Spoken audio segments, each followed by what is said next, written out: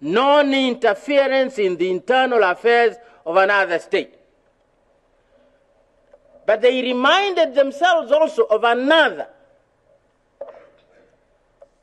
The OAU, apart from the charter, has a resolution which I helped to move in Cairo in 1964.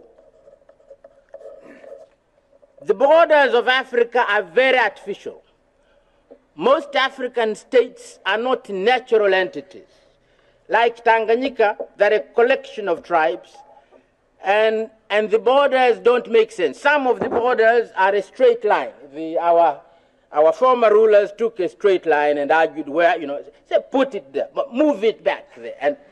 And they moved and moved. Those are the kind of borders we have. And they cut tribes in between. So in Tanzania, for instance, 60% of the Maasai, you have heard of the Maasai, 60% of the Maasai are in Tanzania, 40% are in Kenya. Our southern border, the majority of the Makonde are in Mozambique. But we have a large part of the Makonde in Tanzania.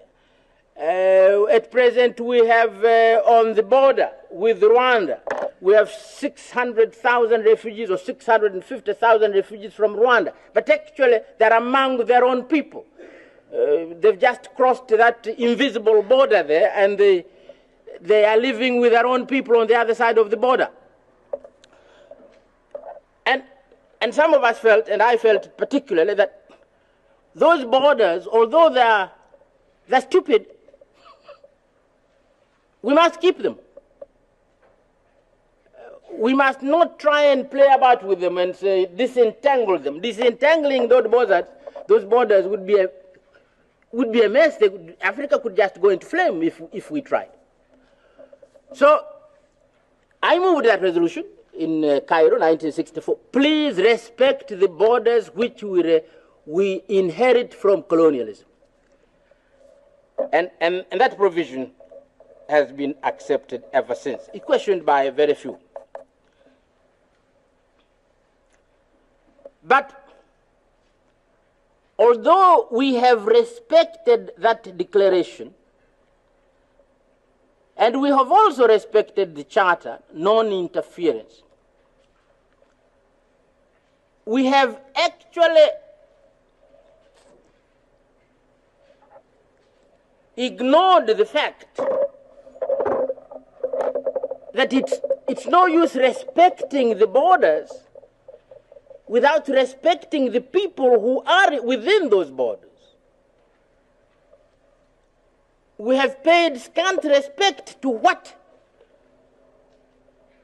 happens to our own people within the countries in those borders.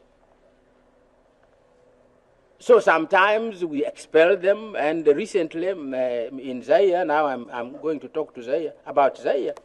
Zaire, I'm told, passed some law which said the so-called Banyamulenge are not Zaire citizens anymore. This was a change. That first, at independence, they were regarded as, citizens.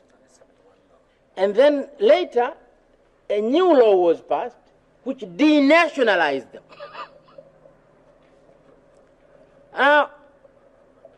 The Banyamulenge are not immigrants to Zaire.